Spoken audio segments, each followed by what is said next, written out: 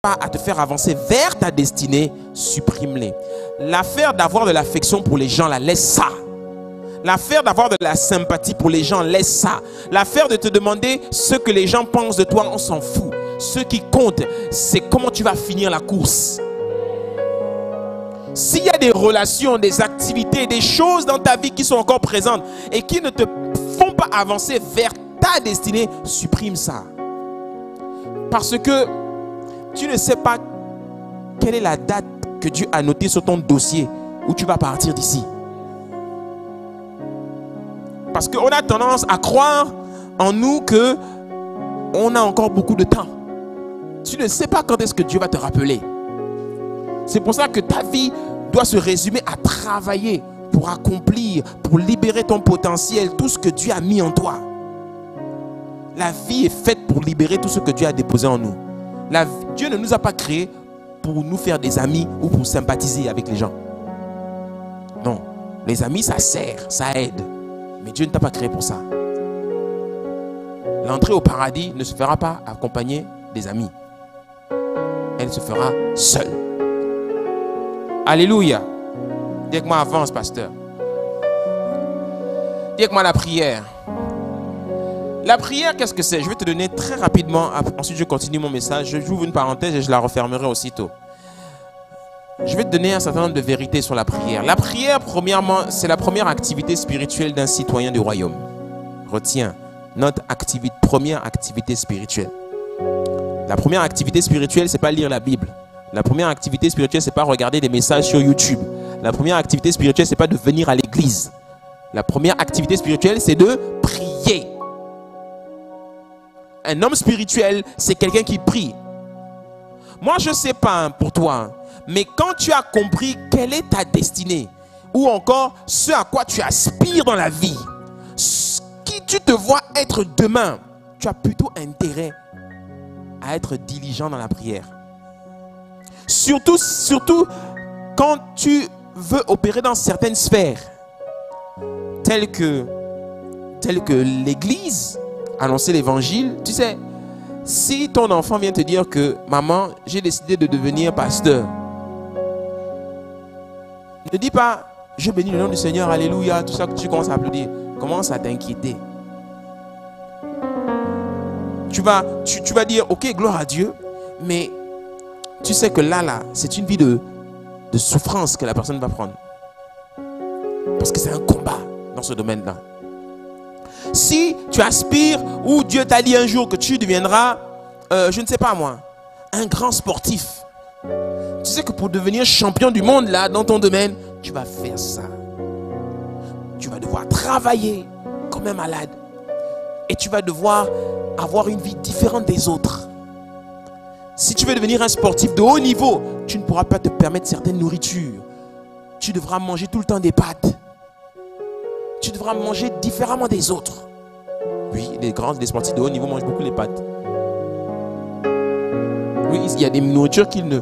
Si Dieu t'a appelé à opérer dans le monde du mannequinat, par exemple, tu sais que les sucreries, tu ne devras pas y toucher.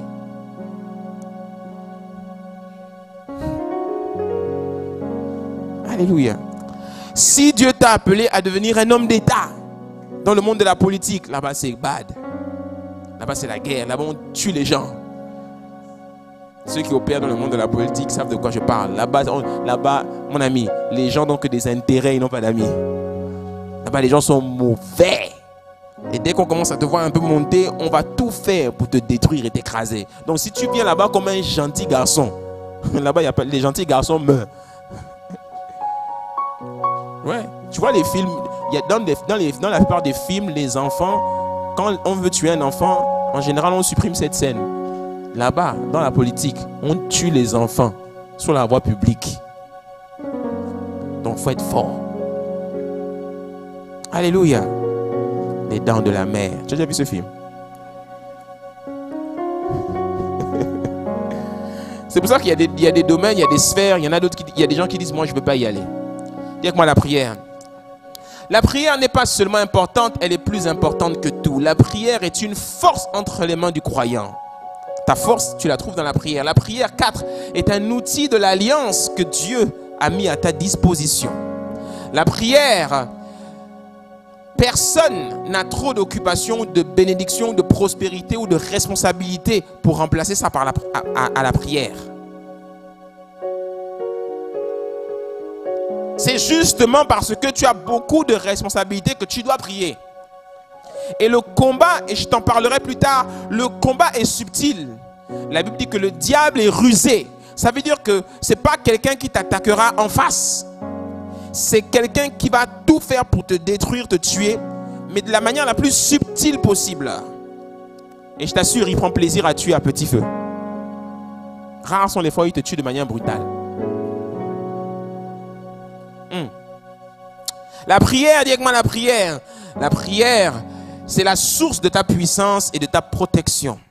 La prière, c'est ta aide de protection. Le jour où tu arrêtes de prier, tu es comme le boxeur qui baisse la garde et tu te prendras des coups. La prière, ce n'est pas juste une bonne habitude quotidienne, c'est un rituel sacré que tout prêtre ne doit pas manquer.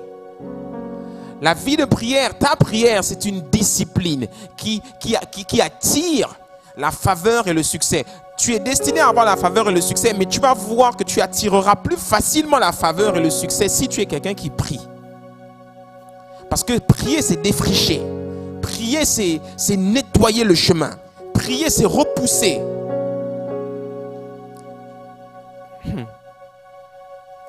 La Bible nous raconte toutes sortes d'histoires autour de la prière. Jésus, les apôtres.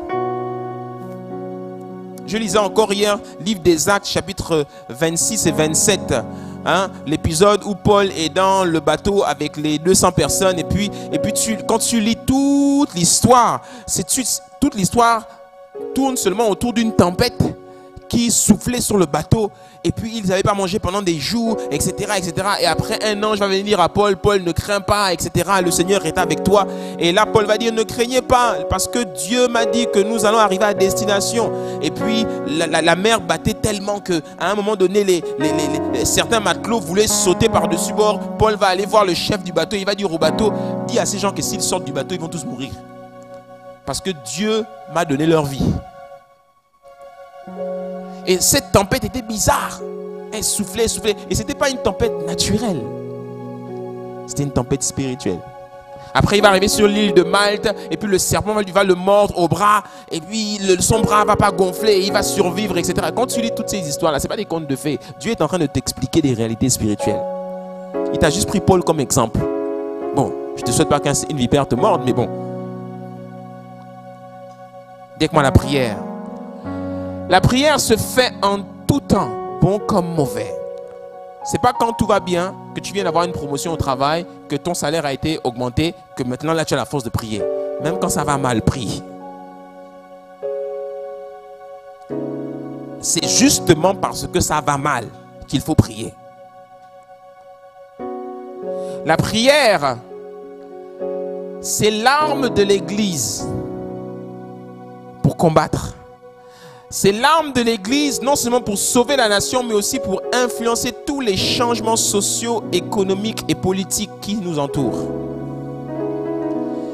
Quand il y a des changements économiques et politiques et sociaux dans notre pays, ce n'est pas sur Facebook que l'on va régler le problème en allant critiquer, en parlant, etc. C'est en allant prier. L'Église aujourd'hui, et là je vous dis quelque chose d'extrêmement important, et c'est biblique dans le livre de l'Apocalypse, c'est pour ça qu'on ressent vraiment la fin des temps. Vous allez voir que beaucoup de gens sont sur les réseaux sociaux et se fient plus à ce qu'ils voient dans les réseaux sociaux qu'à ce que Dieu leur dit dans la prière. C'est comme ça que la Bible dit qu'à la fin des temps, au moment de l'enlèvement, beaucoup de gens seront surpris. Pourquoi ils ont raté l'enlèvement? Et en fait, les gens ne se rendent pas compte que l'ennemi est en train d'installer des systèmes qui vont oppresser les gens sans même qu'ils s'en rendent compte, qui vont gagner, séduire les gens sans même qu'ils s'en rendent compte. Plein de choses bizarres. On est en train de mettre en place des choses, on commence à imposer des choses. Et on n'est pas encore... Jésus ne va pas venir demain, rassure-toi. Mais l'agenda est déjà en marche. pour préparer sa venue. Tout ce qui est en train de se passer est l'agenda qui prépare l'arrivée de l'Antéchrist et le retour de Christ. Alléluia. C'est pour ça qu'il faut avoir une lecture de ce qui se passe. On te parle même de passeports maintenant spéciaux pour pouvoir voyager dans certains pays. Malheureusement, ces pays, tu ne pourras pas y aller si tu ne veux pas avoir ces passeports. Mais si tu veux y aller, imagine que. Et si tu remarques bien, quand on dit dans l'Apocalypse, on te parle de la marque de la bête, on ne te dit pas certains avaient la marque de la bête, et pas on te dit tout le monde avait la marque de la bête. Donc tout le monde là, même les chrétiens, avaient ça. Pasteur, qu'est-ce que tu veux dire par là? 3 petits points. Va prier. Alléluia. Hein? La prière a plus d'influence et d'efficacité la nuit, comme Jésus le faisait. Elle est plus efficace encore quand elle s'appuie sur la parole de Dieu. Hein? La prière, elle est importante. Il est important de s'isoler lorsque tu veux prier, afin de pouvoir entendre le Saint-Esprit te parler. Elle est aussi efficace quand on la pratique de manière offensive, surtout dans le combat spirituel. Si tu sens que ça ne va pas, pratique la prière de manière offensive. Qu'est-ce que c'est que prier de manière offensive? C'est déclarer, proclamer, prophétiser, frapper dans l'esprit. Il y a quelqu'un ici, ça fait longtemps qu'il n'a pas prié de manière offensive. C'est pour ça que tu sens qu'on te maltraite en ce moment. Tu es encore vivant par la grâce de Dieu. Mais il est temps que tu te lèves et que tu pries de manière offensive. Jusqu'à quand vas-tu permettre qu'on te vole? Jusqu'à quand vas-tu permettre qu'on te brime? Jusqu'à quand vas-tu le permettre? Tu ne fais que voir les gens mourir autour de toi. Jusqu'à quand vas-tu rester indifférent à tout ce qui se passe? Lève-toi et prie. Une chose est sûre, le jour où Dieu a dit « Faisons l'homme à notre image et selon notre ressemblance et qu'il domine », le jour où Dieu a prononcé cette parole, il s'est totalement dédouané de ce qui peut se passer dans vos vies. Dieu n'intervient que si on l'y invite. Si on n'invite pas Dieu, il ne vient pas. Alléluia. Et la Bible te montre que pour que le plan de Dieu s'accomplisse dans la vie d'une personne, il faut la collaboration du divin et de l'humain. Donc Dieu ne peut pas intervenir dans ta vie si toi, tu ne collabores pas avec lui. Qu'est-ce que c'est que collaborer avec lui? C'est t'aligner avec sa volonté et sa parole, prier et par la parole, par la bouche, activer dans l'esprit des choses pour parler, déclarer, débloquer avec la bouche. Le membre le plus puissant de l'être humain, c'est la bouche, la langue. Grâce à la bouche, on peut tuer. Grâce à la bouche, on peut donner vie.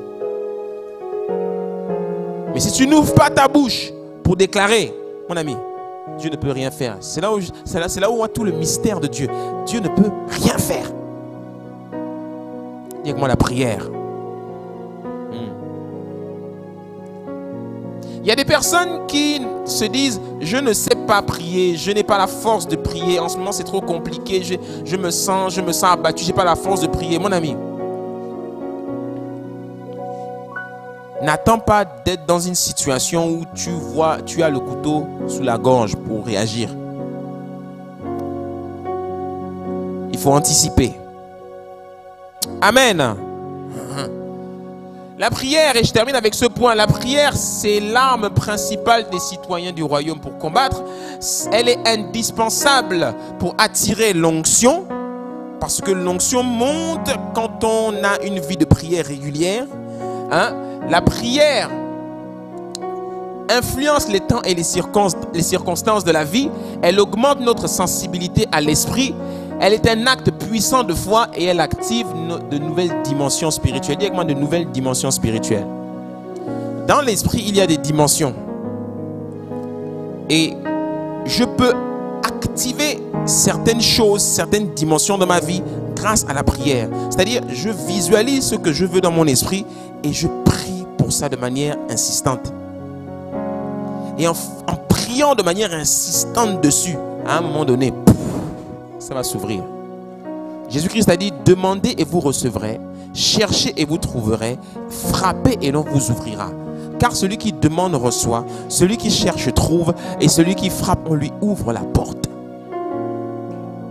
La Bible te raconte aussi l'histoire de la femme et du juge inique. Le juge inique a dit, barrez, je ne lui donne pas ce qu'elle veut. Mais parce qu'elle m'importune. Parce qu'elle m'importune, je lui donnerai ce qu'elle veut. Il y a des niveaux dans la prière où il faut importuner le Créateur. Il faut importuner. Tu sais qu'il y a des choses que tu demandes à Dieu et il n'a pas envie de te donner parce qu'il dit tu n'es pas prêt. Mais à un moment donné, quand tu le fatigues, qu'est-ce qu'il dit? Je te donne. Assure-toi juste, quand tu insistes comme ça, que ce que tu veux, tu en as vraiment besoin. Parce que si tu n'en as pas besoin, ça peut plus te créer des problèmes qu'autre chose. Alléluia.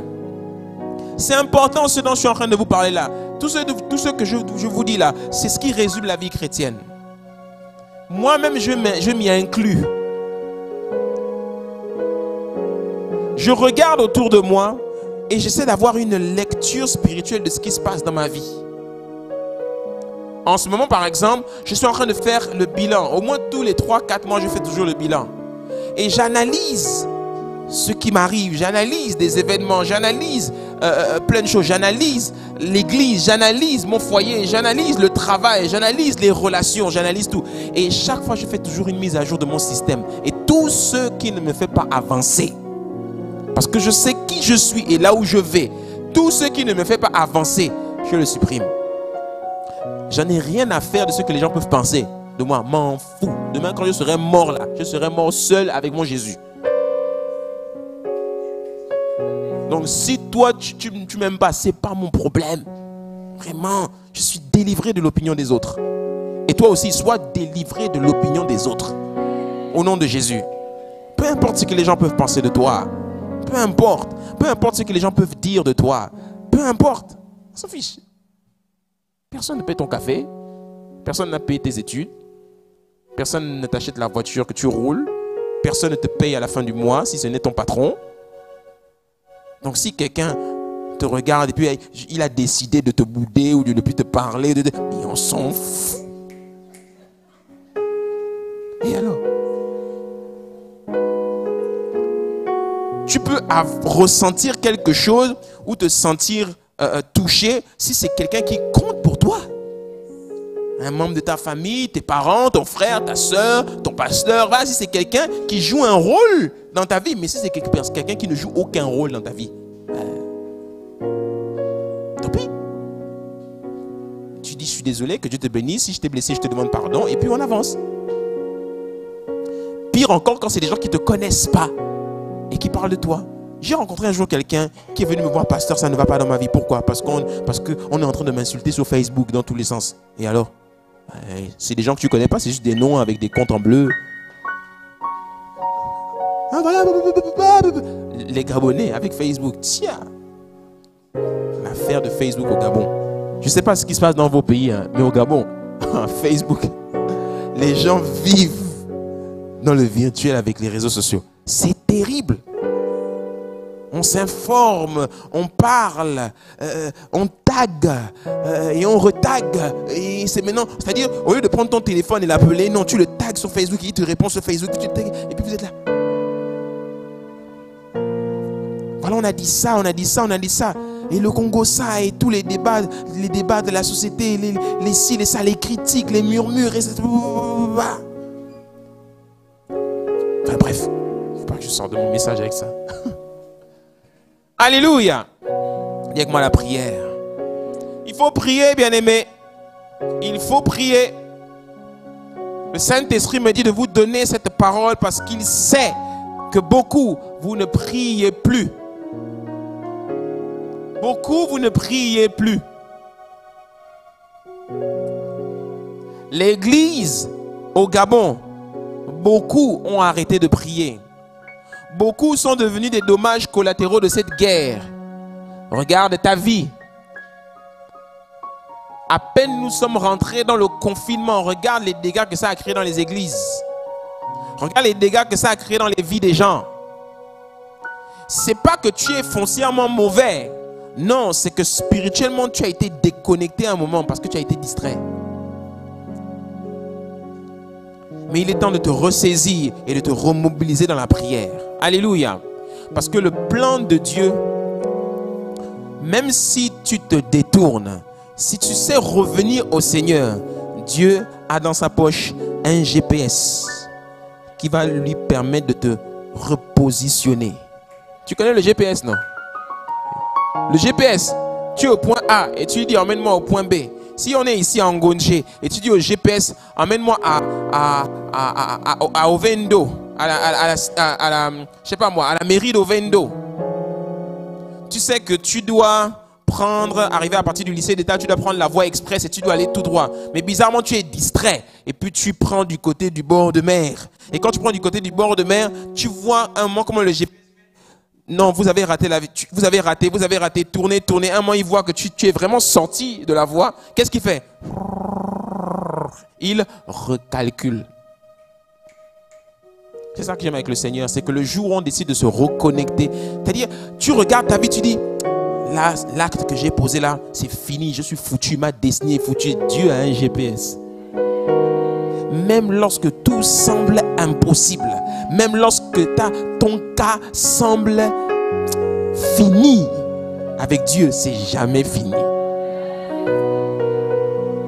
Même en tout cas, jusqu'à la dernière seconde de ton souffle, Dieu a la possibilité de te repositionner. Alléluia. La Bible nous raconte l'histoire de Samson. Samson avait une destinée. Malheureusement, Samson est parti sortir avec des lilas. Pourtant, Samson était celui qui devait anéantir les Philistins. C'était sa destinée. La Bible dit que Samson s'était tellement détourné qu'il a été capturé. On lui a percé les yeux, etc. Vous connaissez l'histoire. Mais jusqu'à la dernière seconde de sa vie, c'est quoi? Samson a dit, je suis né pour ça. Aveugle. Il a dit qu'il a pris ses dernières forces et il a détruit tout le camp des Philistins. Et après, il est mort. Est-ce qu'il est rentré dans sa destinée? Oui ou non? Oui. Et c'est un héros de la foi. Il n'a peut-être pas une vie exemplaire, mais il a fait ce pourquoi Dieu l'avait envoyé sur la terre. C'est pour ça que quand on va arriver sur la terre, la manière dont on aura vécu là, ce n'est pas ce qui importe Dieu. C'est ce qu'il t'a demandé de faire. Tu es parti là-bas pourquoi? Parce qu'il a un plan pour toi. Il t'a donné des dons et des talents. Il t'a donné une forme physique. Il t'a donné une couleur de peau. Il t'a donné une famille. Il t'a donné une nationalité. Il t'a envoyé à la maison du bâtisseur. Il t'a donné comme pasteur Luc Ondias. Tu sais, hein, si Dieu a dit que l'homme par qui je vais passer pour te bénir s'appelle Luc Ondias, assure-toi que tu n'es pas assis dans une autre église. Je parle à quelqu'un ici aujourd'hui. Oui.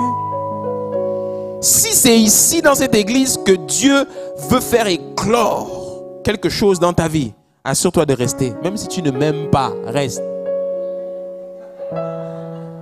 C'est vrai. Ne dis pas je ne l'aime plus et puis je quitte. Non. Même si tu ne m'aimes pas, même si parfois mes paroles te dérangent, reste. Parce que ta destinée est plus importante que moi. Tu sais, il y a des gens, ils sont vraiment détestables. Mais on ne sait pas pourquoi. C'est eux que Dieu a choisis. C'est au travers d'eux que Dieu veut passer. Paul était détestable. Il tuait les gens. Et quand Jésus se révèle à Ananias, il dit l'homme là, c'est lui que... Il dit quoi? Il dit, Seigneur, c'est celui qui tue les gens, tout ça, qui rentre dans les maisons, etc. Dieu dit quoi? C'est lui que j'ai choisi. Oh. Donc il y a des gens qui sont détestables, mais c'est eux que Dieu a choisi pour toi. Imagine Ananias dit, Barry, j'y vais pas. Dieu dit à Ananias, comment ça tu pars pas? Non, c'est un mauvais. Hey. Non, moi je pars pas. Hé Ananias, tu dois rentrer dans ta destinée. Ma destinée c'est quoi? Aller prier pour le gars là? Jamais. La destinée d'Ananias c'était quoi? Pourquoi Ananias avait été créé? Ananias était celui que Dieu devait utiliser pour prier, pour redonner la vue à Paul, pour que Paul entre dans sa destinée. Et c'est le même Ananias qui a baptisé Paul. N'est-ce pas? Après l'histoire du baptême de Paul, est-ce que l'histoire d'Ananias est finie? Il est sorti de la Bible. Donc le gars avait été créé juste pour ça. Est-ce que quelqu'un me comprend? Est-ce que je parle à quelqu'un ici? Oui, il y a des gens qui sont envoyés dans ta vie juste pour quelque chose. Après, bizarrement, ils disparaissent. Tu n'entends plus parler. Quand tu t'informes, on te dit même qu'il est mort. Tu dis, oh, il est mort. Mais parce que sa destinée, c'était de te rencontrer, c'est tout. C'est tout. Donc, même si quelqu'un n'a pas le profil auquel tu t'attendais, si c'est au travers de lui que Dieu a décidé de passer et que tu l'as discerné, reste avec les personnes et attends qu'il fasse son travail. Alléluia. Ouais. Que Dieu vous bénisse. Vraiment. Je suis content que vous entendez ce genre de choses. Il y en a qui ont besoin d'entendre ce genre de paroles. Parce qu'il y en a qui sont trop caractériels. Et qui prennent des décisions sur des coups de tête. Il y en a, vous avez des problèmes dans votre vie aujourd'hui parce que vous avez pris des décisions sur des coups de tête. Surtout les décisions relationnelles. Vous ne prenez pas le temps de prier avant. Je sais de quoi je vous parle. Parce que je suis une personne qui a expérimenté de bonnes choses, mais aussi de mauvaises choses à cause des relations. Alléluia. Dis avec moi, avance, pasteur. Maintenant, je finis. Il y a un certain nombre de vérités que tu dois retenir au sujet du combat spirituel. Le combat spirituel, on pourrait y passer des jours et des jours et des jours. Mais je reviens titiller ton système, ton intellect. Souviens-toi, d'abord, que Paul dit dans Éphésiens chapitre 6, au verset 10 à 12, cette fameuse parole qui nous révèle quelque chose. Vous avez déjà eu des enseignements là-dessus. Paul dit, fortifiez-vous dans le Seigneur et par sa force toute puissante, revêtez-vous de toutes les armes de Dieu afin de pouvoir tenir ferme contre les ruses du diable. Nous n'avons pas à lutter contre la chair et le sang, mais contre les dominations, contre les autorités, contre les princes de ce monde de ténèbres, contre les esprits méchants dans les lieux célestes. Paul est en train de nous donner ici une hiérarchie spirituelle de l'organisation du royaume satanique. Et ce n'est qu'une partie. Ce n'est pas toute l'organisation. Ce n'est qu'une partie. Il y a des dominations, il y a des autorités, il y a des principautés, il y a des esprits méchants. Tu as déjà 4 catégories, c'est suffisant pour te battre. Parce qu'il y en a, ça ne leur suffit pas, ils vont chercher plus. Moi, c'est déjà pas mal déjà pour gérer. Il y en a, ils veulent connaître les 666 démons qui existent. Tu peux te battre contre 666 démons. Combat déjà 1. Les dominations. Domination, ceux qui dominent sur les nations. Les autorités, eux, contrôlent des régions entières. Les principautés contrôlent des régions un peu plus petites. Les esprits méchants s'attaquent particulièrement aux humains, directement aux individus. Tu ne rencontreras jamais un démon du niveau d'une domination. Tu ne rencontreras jamais ça. Pour atteindre une domination, il faut que vous soyez nombreux et que vous soyez organisés comme elle le veut pour pouvoir l'atteindre. En général, les dominations parlent à des gens qui contrôlent des nations, les chefs d'État. Si tu arrives au niveau, par exemple, au niveau de ta vie, au niveau de tes activités, ton emploi, je ne sais pas, tu es appelé à fonctionner autour de personnes ou de quelqu'un qui contrôle une nation. Sache que tu auras affaire à des dominations. Et si tu te déranges, on peut te finir en une fois. Imagine par exemple que tu es un conseiller du chef de l'État. Tu es directement concerné par ces gens-là. Parce que tout ce que tu fais influence le chef de l'État. Tu me suis, non? Donc si un jour on voit que tu es bizarre et que tu court-circuites leur plan, ces dominations peuvent décréter de finir avec toi. Tu me suis, non? Donc, un chrétien qui prie seul dans sa chambre. Seigneur, au nom de Jésus, je brise toutes les dominations qui règnent sur les gamins. Laisse tomber. Ils sont là en haut et tu prends le caillou. Tu sais, quand tu prends un caillou et puis tu jettes en haut, tu restes et tu ne bouges pas. Qu'est-ce qui va se passer? Ah, on est sur toi. Il y a des prières, ça ne sert à rien de les faire. Et moi, j'ai vu des gens dans les églises. Prions, maintenant prions toutes les dominations. Oh, prions, prions. Écrasons la tête de la domination de Akanda, la domination de Ngunje, Des prières qui n'ont aucun sens. Les autorités et les principautés, un jour je prendrai le temps d'en parler. Et je sais qu'on a déjà eu des enseignements là-dessus avant. Alléluia! Regarde, quand tu vas plus loin, Paul dit dans la version parole vivante, devenez des chrétiens forts, non par vous-même, mais en puisant vos forces dans les ressources infinies de la puissance du Seigneur. C'est dans la communion avec lui que vous trouverez votre énergie. Dis avec moi, la communion avec lui. Que vous trouverez votre énergie. Couvrez-vous entièrement de l'armure complète de Dieu que Dieu vous offre afin de pouvoir tenir ferme contre toutes les ruses de guerre du diable. Donc ce gars, il est rusé particulièrement en guerre. Hein? Il faut connaître votre ennemi. Et quand il continue, il dit, car ce n'est pas seulement de notre combat à nous qu'il s'agit. Nous n'avons pas à lutter uniquement contre notre nature terrestre, ni contre de simples ennemis mortels. La nature terrestre, c'est laquelle? C'est ton corps. Il y en a, ils ont des problèmes avec la nourriture, ils ont des problèmes avec le sexe, ils ont des problèmes avec le mensonge. Et ils se disent que le combat spirituel, c'est seulement contre eux-mêmes. Tu te rappelles les églises que j'avais vues aux États-Unis? En général, c'est ça. C'est plus des choses comme ça. C'est des enseignements sur comment vaincre la dépression, comment vaincre les addictions, comment vaincre la pornographie, comment vaincre les conflits dans le mariage, comment vaincre les problèmes d'argent, etc. Et puis les dominations et les principautés, ils les regardent et disent, regarde, ça c'est les enfants. Mais les fils, dis avec moi les fils de Dieu qui ont compris où sont les véritables enjeux, ils n'ont plus le temps de gérer ces choses-là. Ils se retrouvent entre eux et ils disent, les gars, nous devons prendre le pays. Et pour prendre le pays, on n'a pas le temps de gérer les petites choses. Alléluia. On n'a pas le temps de gérer les petites choses. Hein?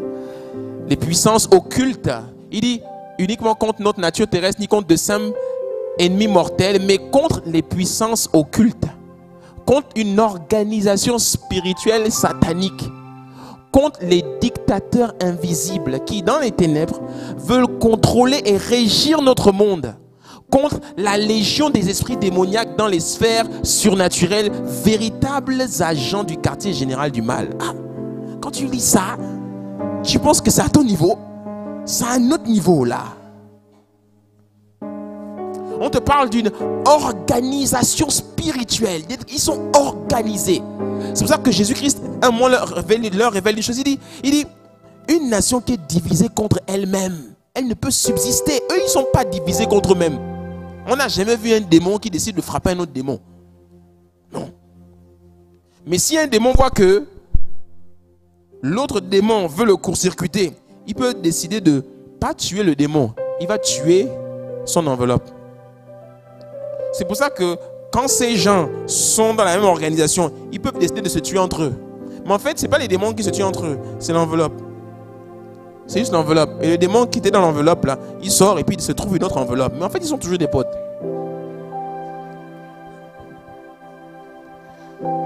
Il y a une organisation. Qui dit organisation dit que dans le quartier général en question, il y a des secteurs. Il y a des chefs de secteur, il y a des chefs de cité, il y a des chefs de ville. Ils sont organisés. Et quand nous on arrive à l'église, on est encore dans les petites choses. Et quand on dit combat spirituel, moi aujourd'hui je vais prier pour que le pasteur m'aime aujourd'hui. Je vais prier pour que la sœur là me regarde. Je vais prier pour ces petites choses. On est là pour prendre le pays. Dis amen. C'est pour ça que quand vous vous détournez de votre mandat, Dieu se tire les cheveux.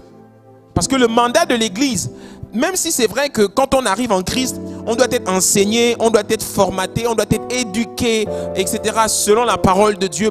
Mais à un moment donné, il faut que l'église entre dans son mandat. Donc on doit travailler et s'organiser de manière stratégique pour rentrer dans notre mandat. Eux, ils en sont au niveau où ils créent des pandémies maintenant.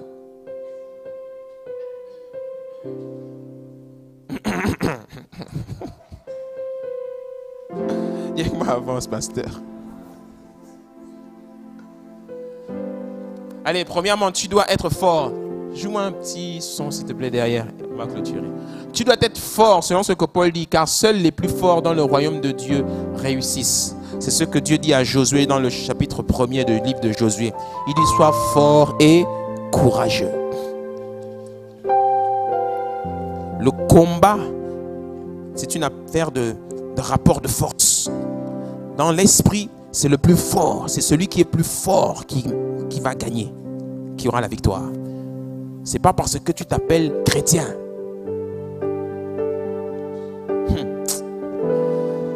Un jour, j'étais en train d'écouter quelqu'un qui racontait une histoire qui m'avait marqué. Il disait que dans le village en question, dans la ville, dans le quartier en question, il y avait des églises. Mais il y avait un monsieur, tout le monde avait peur de lui dans la ville. Le monsieur là était connu. Il gardait chez lui un gros mouton, bien touffu. Et il faisait beaucoup de pratiques avec le mouton là. Et chaque matin que Dieu faisait, ce monsieur faisait toujours des incantations. Il venait, il caressait son mouton pendant des heures. Et puis il faisait des rituels avec son mouton. Et quand il sortait de là, il fait ça chaque matin. Toi qui arrives en disant au nom de Jésus, tu penses que tu peux le vaincre comme ça? Lui et son mouton, ils vont finir avec toi si tu n'es pas fort. C'est pas une affaire de juste de dire, oh je suis chrétien, je suis en Jésus, le sang de Jésus me lave, etc. Non mon ami, l'affaire là, il faut, si tu vas t'attaquer, si tu vas mener certains combats, c'est pour ça que peut-être quand on dit, prions maintenant pour s'il y en a qui vont pasteur, moi je prie pas, je connais ma vie. Moi je connais ma vie. Il y en a qui préfèrent d'abord sortir, il attend que la prière finisse et puis il rentre à nouveau. Parce qu'il sait que, parce que quand vous priez certaines prières, au quartier général là-bas, il note. Ok, dimanche 25 avril, à la maison du bâtisseur. Message du jour, rapport, c'était la prière dans le combat spirituel. Encore, M. Ondias, il y avait combien de gens à l'église? Oh, ils étaient environ tant. Qui était là? Alors, il y avait une Bernadette Ongombe, il y avait Kwan Ondias Suna. Ok, scannez-moi les dossiers de tout ce monde-là. Ils ont prié, monsieur, ils ont prié. Quand le pasteur disait de répéter, ils ont répété, ils ont répété. Et quand tu rentres à la maison, si le démon arrive, il voit que tu n'es pas fort. Il dit, mon ami, tu priais quoi là-bas? Qu'est-ce que tu répètes ce que tu disais? Répète. Répète. Mais je suis chrétien, non, tu es au nom de qui? Tu es quoi? Tu es quoi? Je suis fils de Dieu. Tu disais quoi? Non, tu es en Christ. Oui, répète. Tu vas dormir la nuit, tu vois comment il vient dans le sommeil. Et tu te réveilles.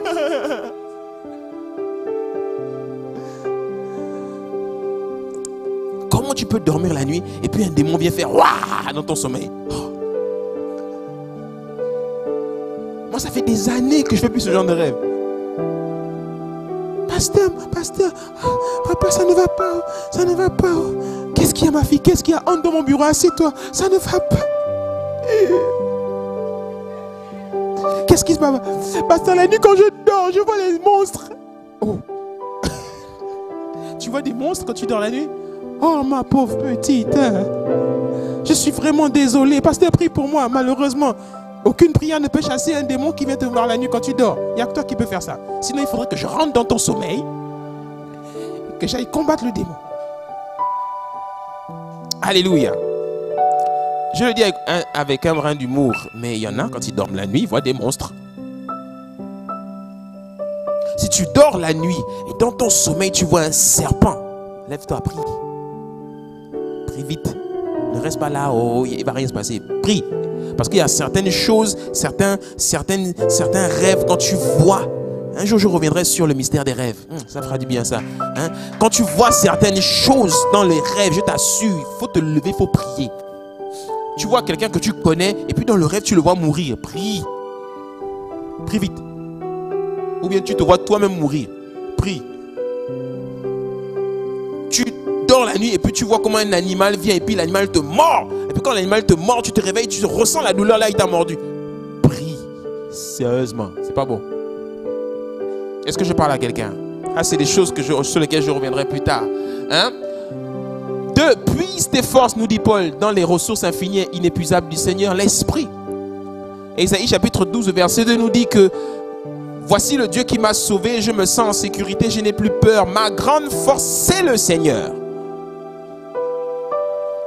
Ma force, c'est le Seigneur. Tu vas voir qu'il y a des situations dans la vie où tes forces, tu ne les trouves que dans le Seigneur.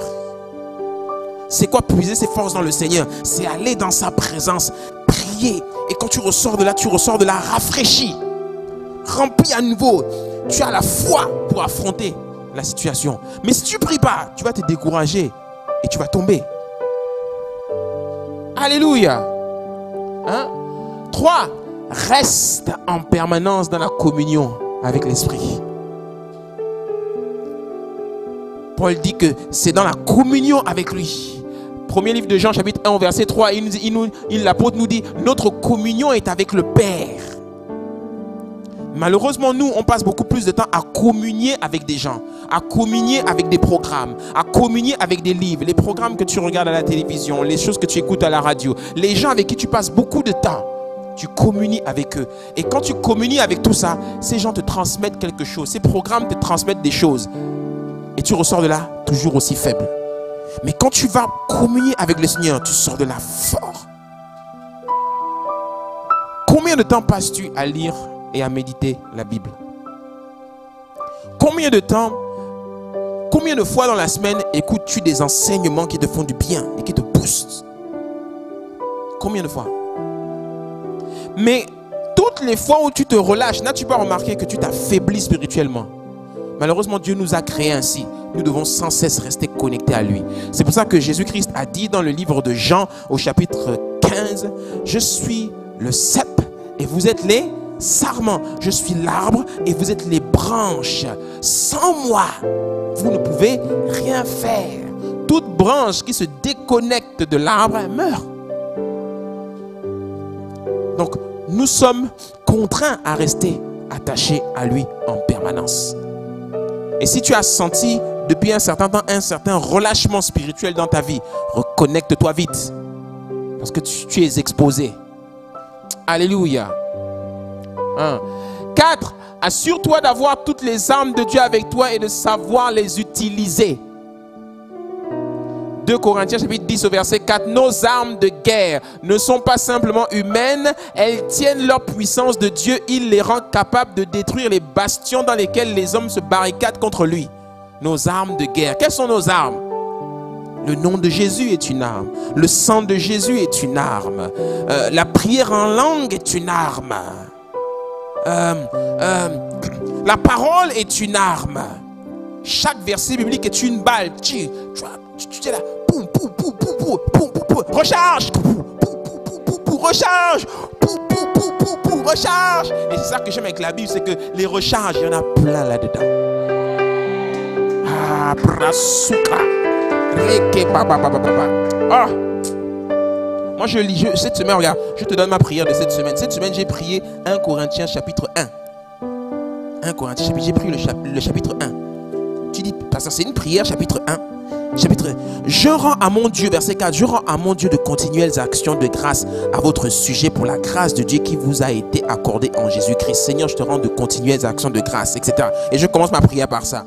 Car en lui, vous avez été comblés de toutes les richesses qui concernent la parole et la connaissance. Merci pour toutes les richesses qui concernent la parole et la connaissance. Merci pour la révélation de la parole et de la connaissance. Je prie avec ça. Et mes temps de prière sont longs parce que je prends balle après balle et je lance. Il y a des balles qui me concernent directement.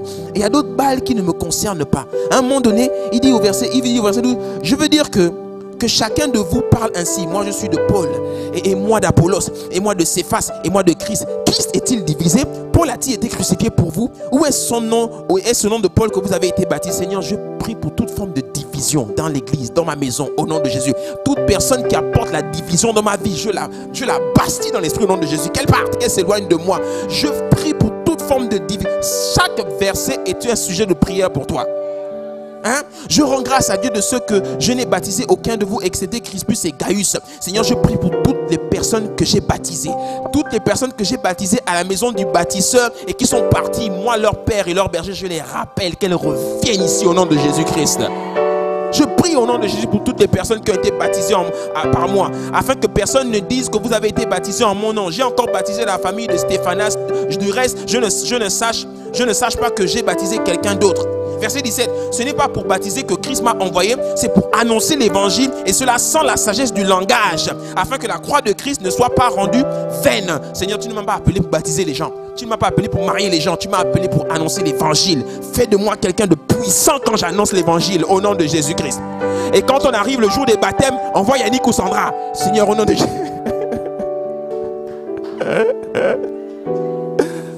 Alléluia. Chaque verset est une balle. Et tu envoies. Et Dieu aime quand on prie comme ça. Et tu vas voir que quand tu pries comme ça, tes prières sont plus édifiantes. Tes prières sont plus techniques. À force de prier comme ça, ton esprit s'aiguise de manière technique. Tu n'es pas là, papa, je ne sais plus quoi dire. Inspire-moi. Non. Tu as déjà vu un soldat en guerre qui au moment où la recharge est finie, il se tourne vers son voisin et puis il dit, Joe, tu n'as pas une recharge pour moi? Il dit, frère, la recharge c'est pour moi. Tu n'es pas venu avec tes propres recharges. Il y en a comme ça, ils sont sur le champ de guerre et puis il dit, inspire-moi. Non. Alléluia. Le diable est particulièrement rusé en stratégie de guerre, nous révèle la parole. 1 Pierre 5, verset 8. Il dit, ne vous laissez pas distraire. Dis avec moi, ne te laisse pas distraire. Tourne-toi vers quelqu'un et dis, ne te laisse pas distraire. Soyez vigilants, votre adversaire, le diable, rôde autour de vous comme un lion rugissant. Il cherche quelqu'un qui se laissera dévorer. Qui se laissera dévorer. Ne vous laissez pas distraire. Ne vous laissez pas distraire par les commentaires. Ne vous laissez pas distraire par les faux chrétiens. Ne vous laissez pas distraire par les informations. Ne vous laissez pas distraire. Restez concentrés sur le Seigneur. Restez concentrés sur votre mandat. Restez concentrés sur votre appel. Ne vous laissez pas distraire. À un moment donné, ils étaient 300. Ils étaient plus de 1000. Après, le Seigneur a dit enlève cela. Ils sont restés 300. Après, quand ils ont continué le chemin, d'autres sont encore partis. Tu peux commencer le voyage, mais au cours du voyage, il y a des personnes qui s'en vont. Mais même s'il y a des personnes qui s'en vont, ne te laisse pas distraire. Reste concentré sur l'objectif. Reste concentré. Alléluia. 6. Non, regarde. 1 Pierre chapitre 2, j'aime ce verset. Il dit, débarrassez-vous donc de toutes les formes du mal, ruse et fraude, dissimulation, comédie ou demi-vérité, envie et jalousie, bavardage, congossa, inutile et malveillant, médisance, calomnie, récrimination de toutes sortes. Débarrassez-vous de toutes ces choses. Tu prends cela et tu fais un bilan personnel. Et si tu identifies une quelconque comédie de quelqu'un, un quelconque bavardage inutile, tout ce que tu identifies là-dedans, tu supprimes. Ne te laisse pas distraire. Reste concentré. Est-ce que je parle à quelqu'un aujourd'hui? 6. Tu n'es pas seul à être concerné. D'autres personnes dépendent aussi de ta victoire dans ce combat. Il n'y a que les égoïstes qui pensent que cette affaire ne les concerne qu'eux. Tu sais qu'il y a des enfants qui dépendent de toi. La Bible nous dit que lorsque Abraham, livre de Hébreux, a donné la dîme à Melchisédek, Lévi, qui était dans son sein, lui aussi avait donné la dîme. Donc, bizarrement, quand Melchisédek arrive avec le roi de Sodome et Gomorrhe, Abraham est conduit par l'esprit et il prend la dîme de tout et il donne. Mais qui a inspiré ça à Abraham? Abraham a juste senti dans l'esprit qu'il devait le faire. Mais c'était écrit nulle part qu'il fallait donner la dîme, mais il l'a fait. Voilà pourquoi même cette affaire de dîme là, c'est une affaire de l'esprit. C'est pas une affaire de on a dit de faire ou on n'a pas dit de faire. Tu le fais par... Mais cette affaire là, on a dit que l'Ancien Testament est Joe. Moi je sens juste que dans l'esprit, je dois le faire. Si je ne le fais pas, mais tu sais qu'on n'a plus le droit de faire ça. La loi est finie. Qui t'a dit ça? Jésus n'a jamais dit que la loi était abolie. Il a dit que la loi était accomplie en lui désormais. Donc il est notre loi, Christ. Donc toutes ces choses sont en lui. Hein? Acte 16, verset 25, vous connaissez ce passage. Vers minuit, Paul et Silas priaient et chantaient pour louer Dieu. Et regarde bien ce qui est écrit. Les autres prisonniers les écoutaient. Est-ce qu'ils étaient en train de prier eux? Ils ne priaient pas. Ils écoutaient. Bizarrement, dès que Paul a fini de prier, la terre s'est mise à trembler. Et les portes des prisonniers aussi se sont ouvertes. C'est-à-dire que quand Paul priait, il ne disait pas « Seigneur, Seigneur, délivre-moi, moi. » Il disait « Seigneur, délivre-nous. Ouvre toutes les portes. » Voilà pourquoi quand je prie, par exemple, pour ma bénédiction financière, j'ai dit « Seigneur, tu me bénis et tu donnes la même grâce financière à tous les enfants de la maison. » C'est comme ça que je prie. De sorte que quand la grâce arrive, elle touche tous les enfants. Boum, boum, boum, boum, boum, boum, boum, boum. Hein? Et là, il dit que les chaînes de tous les prisonniers se sont détachées. 7. Tu dois connaître l'organisation satanique qui combat l'Église. Connais ton vrai ennemi. Connais-le. Connais ton ennemi. Une organisation spirituelle, on l'a dit tout à l'heure. Les puissances occultes. Occulte vient de cacher. Les ennemis, les vrais ennemis de l'Église sont cachés. Quand quelqu'un vient pour détruire l'Église, il va prendre le visage d'un ange. Tu ne sauras jamais que c'est ton ennemi. Il y a une différence entre l'ennemi et l'adversaire. L'adversaire, c'est celui que tu vois en face de toi et qui te dit « Je suis ton adversaire et je veux te détruire ». L'ennemi, c'est celui qui vient en ami. Ça va? Hein? Ça va? Tu connais Hiram dans la Bible? La Bible dit que Dieu était avec David. Et David devenait de plus en plus fort parce que l'Éternel était avec lui. Point. Le verset suivant, Hiram. Il vient d'où celui-là? Hiram vint. Et Hiram tissa des liens avec David. Et bizarrement, c'est à partir du moment où Hiram est rentré dans la vie de David qu'on a commencé à voir, David commençait à avoir plusieurs femmes. David ne connaissait pas ça avant. C'est Hiram, ce gars-là, syrien. Apparemment, les Syriens aiment beaucoup les femmes. Pareil, rebelote avec Salomon. Quand Salomon est devenu fort, dès que la Bible prononce une parole de grâce sur Salomon, verset d'après, Hiram, ami de David, vient voir Salomon en disant, tu sais, j'étais le grand ami de ton père. Le grand ami de ton père. Et c'est à partir du moment où Hiram va rentrer dans la vie de Salomon que le verset qui suit, quelques versets plus loin, dit, Salomon avait 300 femmes et 700 concubines. La même chose qu'il a fait avec son père. Tout ça, c'était pourquoi? C'était pour le détourner. Et qui agissait au travers de Hiram? C'était Satan. C'était le diable. Le diable peut agir au travers d'une amitié pour te détourner. Bizarrement, toi qui étais bien à la maison du bâtisseur, tu étais bien ici, il n'y avait pas de problème. Mais depuis que tu as commencé à marcher avec cette personne-là, tu ne viens plus à l'église comme avant. Tu ne pries plus comme avant. Tu n'écoutes plus les messages comme avant. Tu commences à fréquenter des lieux bizarres. Cette amitié-là, c'est celle-là qui va te détruire. L'ennemi travaille comme ça, il est rusé. Ah, brasukata. Et je termine, les chants, est-ce que vous pouvez monter? 8. Sois convaincu que Jésus a définitivement vaincu Satan et toute son organisation. C'est pour ça que ma Bible que j'aime dit, Colossiens chapitre 2 verset 15, il a dépouillé les dominations et les mêmes autorités et les a livrées publiquement en spectacle en triomphant d'elles par la croix.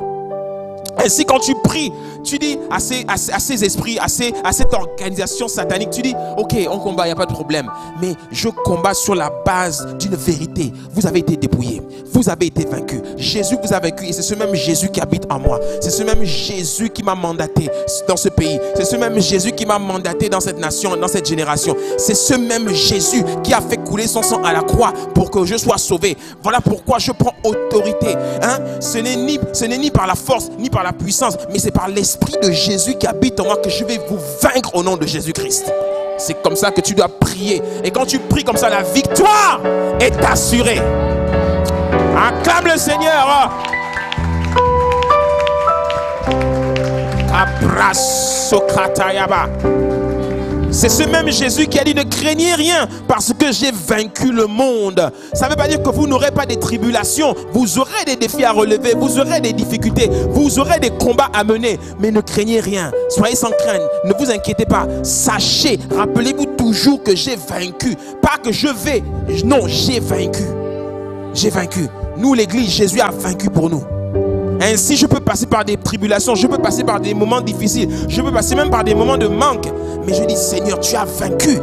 Et parce que tu as vaincu, je suis né pour vaincre. Je suis né pour prier. Je suis né pour prospérer. Je suis né pour aller loin. Je suis né pour réussir. Parce que tu as vaincu. Tu n'es pas mort à la croix pour que je galère. Tu n'es pas mort à la croix pour que je souffre. Tu es mort à la croix. Tu as fait couler ton sang pour que je sois prospère, pour que je sois heureux, pour que mes enfants vivent heureux sur la terre. Et je me battrai pour ça.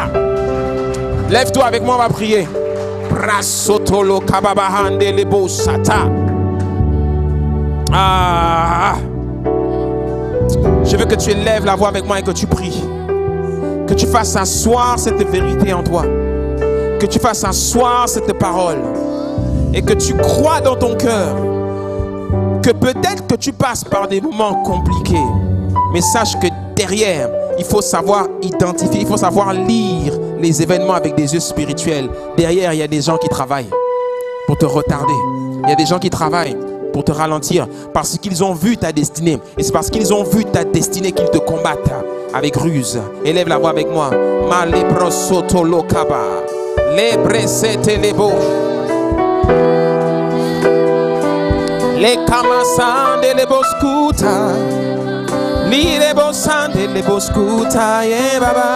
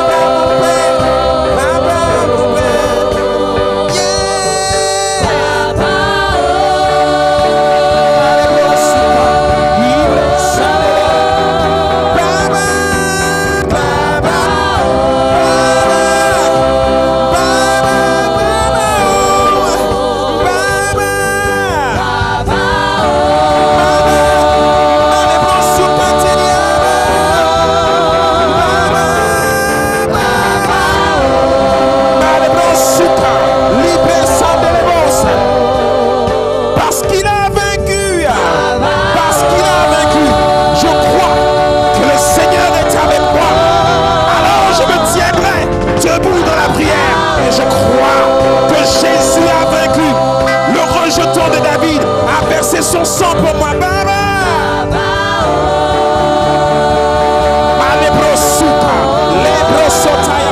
Église, lève-toi. Lève-toi dans la prière. Il faut que tu apprennes à avoir une lecture spirituelle des événements, une lecture spirituelle de ce qui se passe autour de toi. Sois l'homme spirituel, toujours conscient de ce qui se passe autour de toi.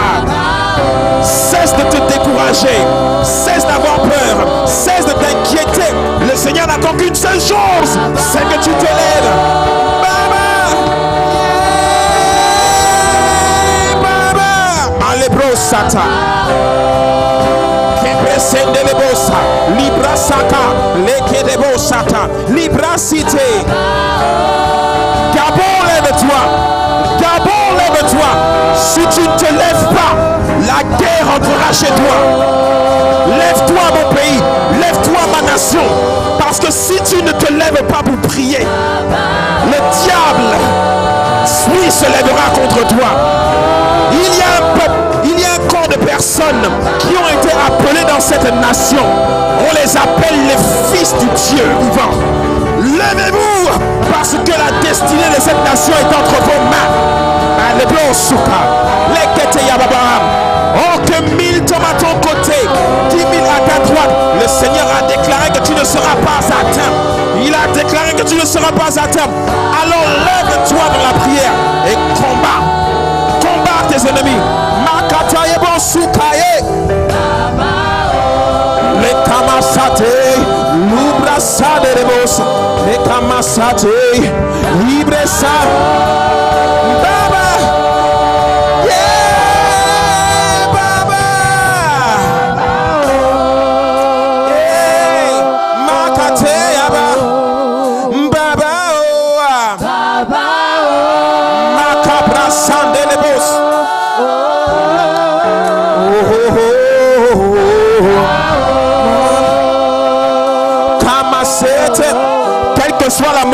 qui se tiendra devant toi, je t'annonce, elle se déplacera. Déplace-toi, déplace-toi, déplace-toi, déplace-toi, déplace-toi, déplace-toi, déplace-toi, yeah!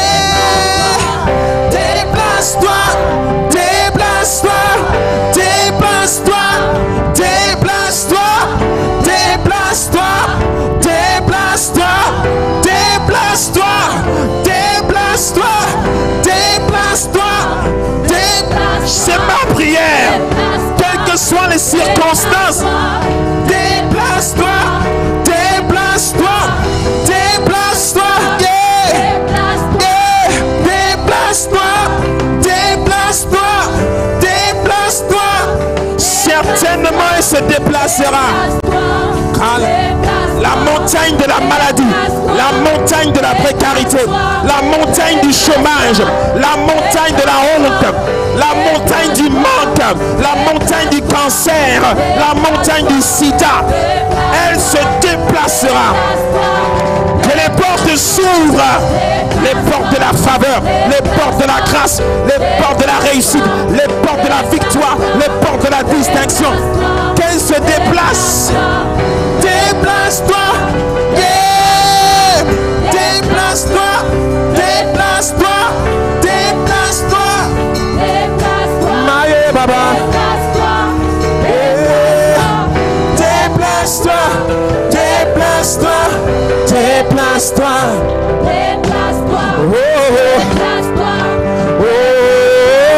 déplace-toi, déplace-toi, déplace-toi, déplace-toi.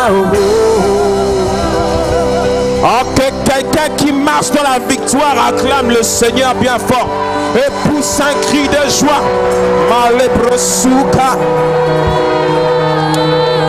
Certainement la montagne se déplacera. Ah, lève les mains avec moi, lève les mains. Seigneur, notre Dieu, merci pour cette parole. Certainement, elle nous fait du bien. C'est un rappel à l'ordre établi, à l'ordre divin. Église, lève-toi et prie. Alors que Pierre était entouré de 4 escouades, de 4 soldats dans le livre des Actes chapitre 12, la Bible dit que l'église se mit à prier et un ange fut envoyé. La clé de notre délivrance, elle est dans la prière. Et quand le Fils de Dieu se mobilise dans la prière, rien ne peut lui arriver. Merci Père pour la révélation de ta parole qui éclaire et qui donne de l'intelligence aux justes. Que toute la gloire te revienne. Merci pour la maison du bâtisseur. Merci pour cette œuvre. Merci pour cette communauté, la famille que nous sommes. L'œuvre que tu as commencée avec nous, certainement tu l'achèveras. Et Seigneur, quelles que soient les montagnes qui se dressent devant nous, Père, au nom de Jésus, nous les surmonterons et elles se déplaceront au nom de Jésus. Rends tes enfants forts, rends tes enfants prospères, augmente-les. Fortifie, Seigneur, ton peuple dans les temps qu'il vit. Fortifie-nous, Seigneur, et rends-nous courageux pour affronter toutes les épreuves qui se tiendront devant nous, Père. Fais-nous du bien et que, par-dessus tout, la gloire te soit rendue à toi et à toi seul. Au nom puissant de Jésus, nous t'avons prié. Amen. Amen. Amen. Est-ce qu'on peut acclamer le Seigneur bien fort? Merci Seigneur pour ta grâce. À vous qui nous regardez sur les réseaux sociaux, que Dieu vous bénisse. On reste connectés, on est ensemble. Passez une excellente semaine et bon dimanche à tous dans sa présence. Et on continue à prier chaque jour de cette semaine dans le jeûne et la prière. Alléluia. Certainement la montagne, elle se déplacera. Amen. Acclamons encore bien fort.